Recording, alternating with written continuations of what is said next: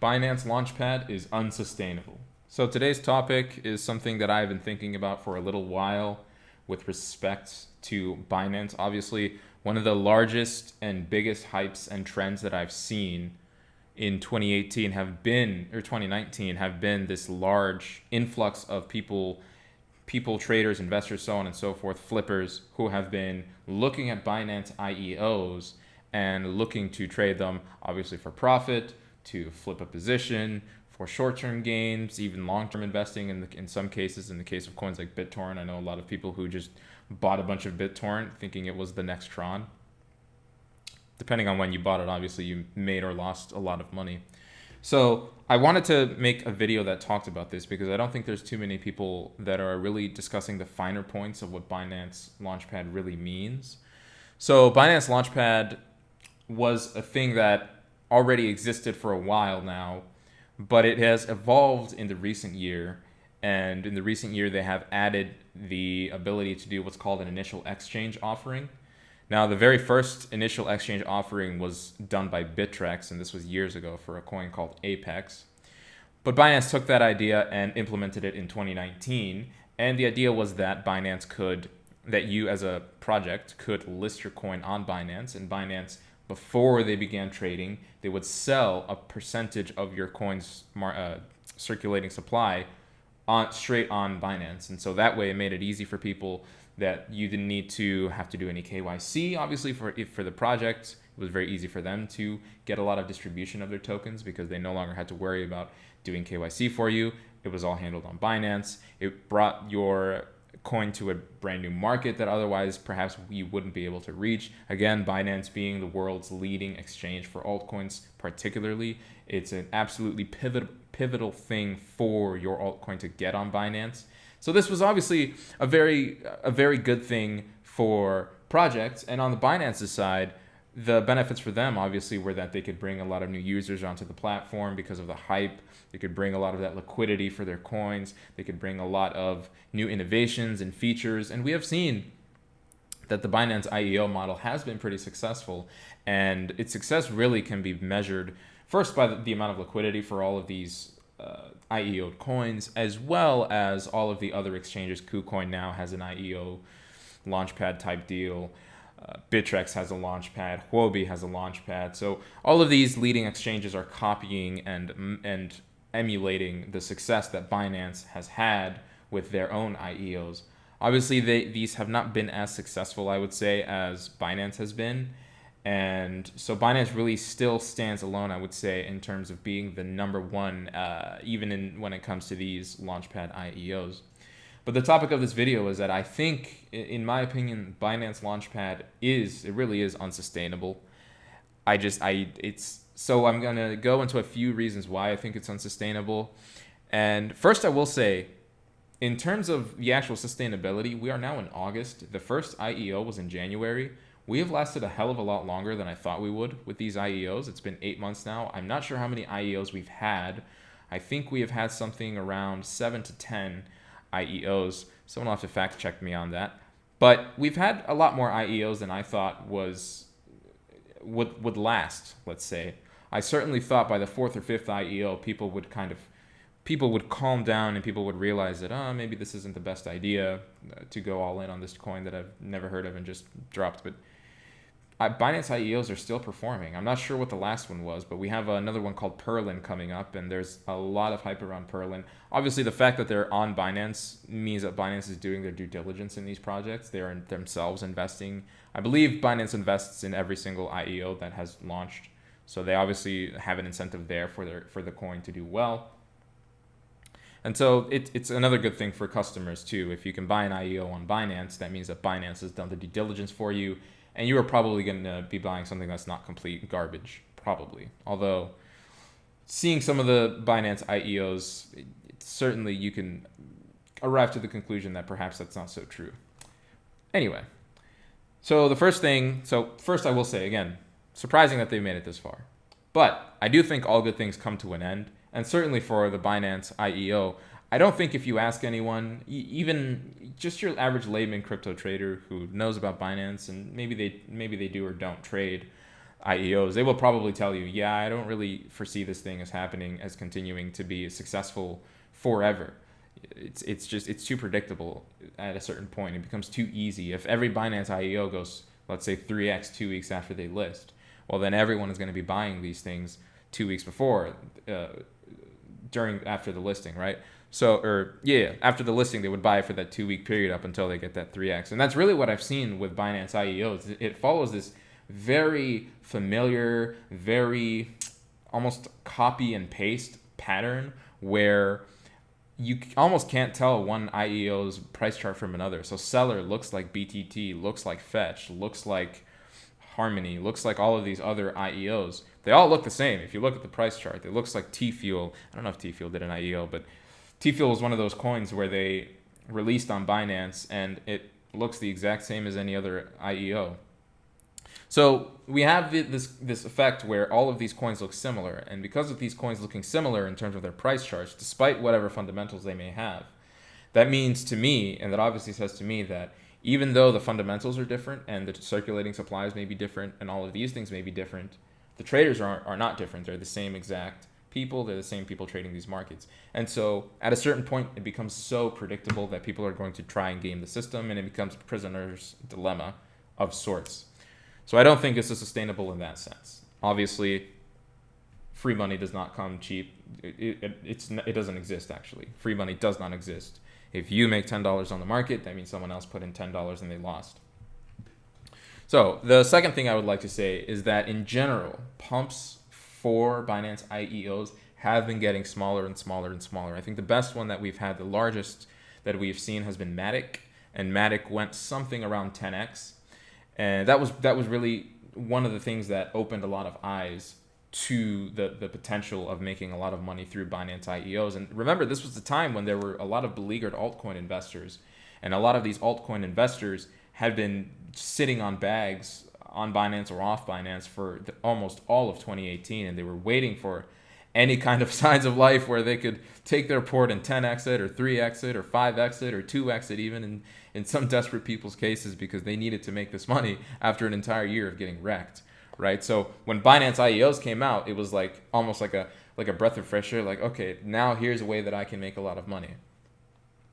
But because of that, I've seen that all of these, as more IEOs come out, every last IEO is almost weaker than the one before it. So it almost has that echo bubble kind of effect, right? Where one of them did a 10x, and then the next one after that maybe did 8x, and then one after that maybe did 6x, and then 3x, and then now we're looking at most coins going anywhere from 3 to 5 to 6x for Binance IEOs. Obviously that may continue, but I do see a general slowdown, a general down curve, because again, as you get more people onto this predictable price curve, it stops becoming predictable. So the other point I wanted to make is Binance is the only exchange that is having these monster pumps when you look at the IEOs. Huobi doesn't really have them. RSR, for example, Reserve Rights, was an IEO that started trading on Huobi. I myself actually tried to trade RSR, and it didn't really work out that well because it doesn't have the Binance effect. KuCoin exchanges have been god awful, and Bittrex IEOs, I don't even want to talk about those. Like those are. If you want to laugh, go look at any recent Bittrex IEO and just take a screenshot, put it on Twitter, and CC me, because I'm gonna retweet you if you do that. But yeah, those Bittrex IEOs have been a disaster, complete disaster. So what does that mean to me?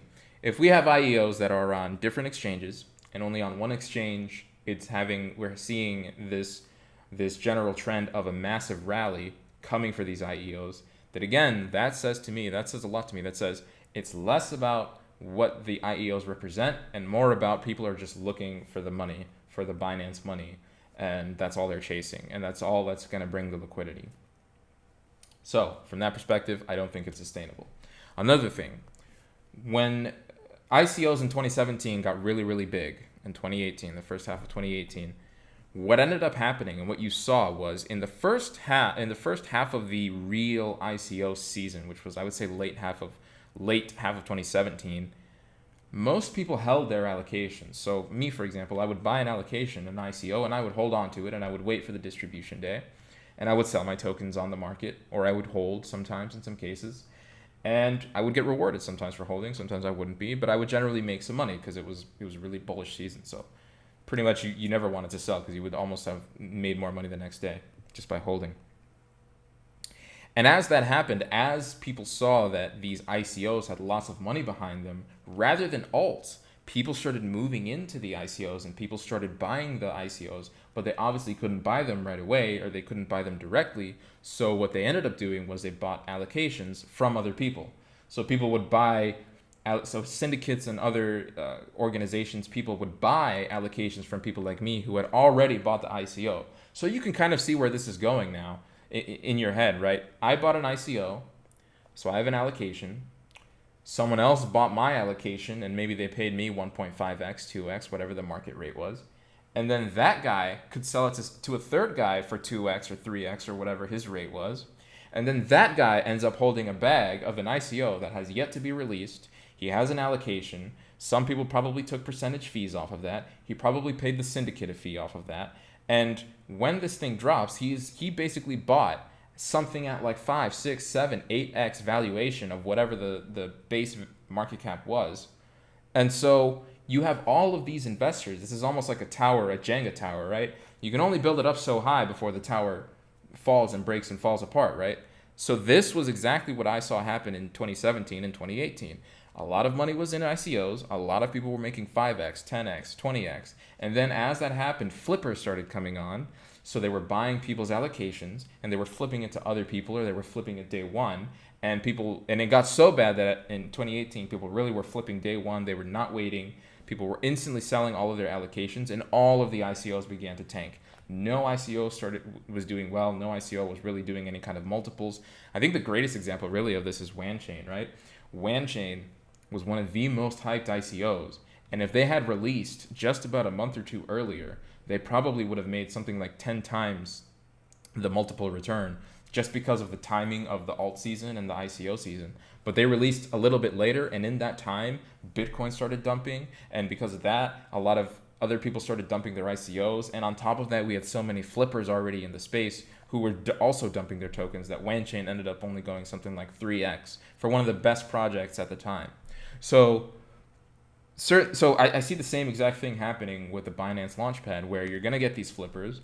Oh, well, if I see that an IEO comes out and every single IEO opens up at minimum 2 or 3x trading price, and the liquidity is insane because everyone's there. So people are scalping it, 50 million, 100 million, $300 million of daily liquidity. Like, that's really good liquidity. You can get in and out and you can play that really well.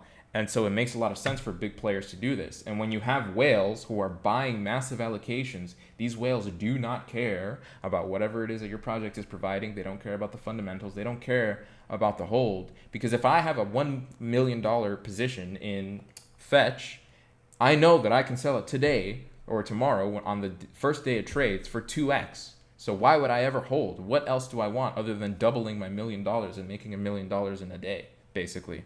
So you're going to attract all of these flippers. And as the flippers come, you're going to start making that Jenga tower, and valuations are going to slowly go up and up and up and up before trading even starts. And then boom, one of these times it's going to open up and it's going to be a tragedy. And so that's the last thing I wanted to say. Eventually, there will be a project that releases on Binance. There will definitely be an IEO that Binance drops, and it's not going to perform. And that's probably going to be and signal the death knell. Yeah, that will probably signal the death knell of Binance IEOs. Once we get that first IEO, because we've had a really nice streak so far of successful projects, and CZ every time he's on Twitter shilling it, saying how great it is. And that's all fine and good, but we're going to eventually get to the point where one of these IEOs does not perform. And when it doesn't perform, all of a sudden, all of the whales, all of the scalpers, all of the traders, all of the greedy people, the normal people, the normies, the mainstream, all of these guys, the flippers, are going to look at that and they're going to go, wait, is the party over? Has the music stopped?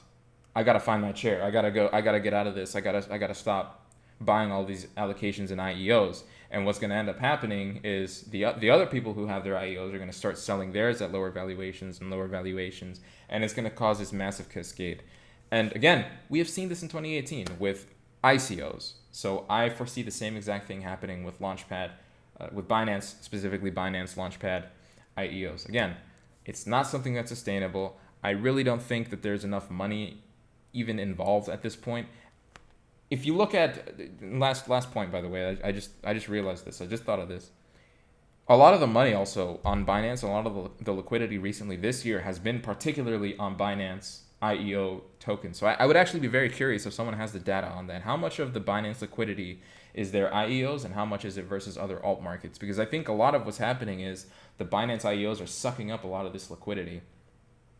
Because when one Binance IEO starts having a little bit of a pump, so let's say BTT, for example, it goes up 20%, everyone else suddenly looks at that and says, oh, IEOs are pumping. So they start buying every other IEO, every single other one, everyone. So then all the other ones start going up.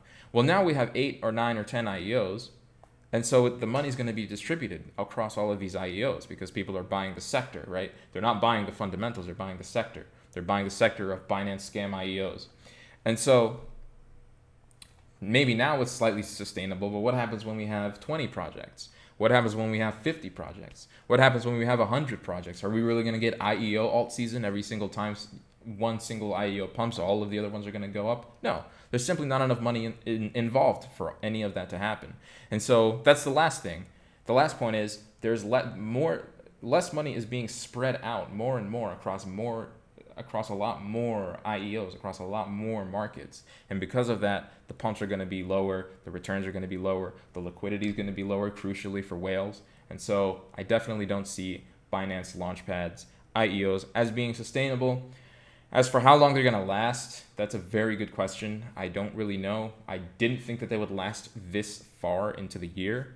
We're now 8 months into 2019, and they have pretty much kept the perfect streak running of successful IEOs.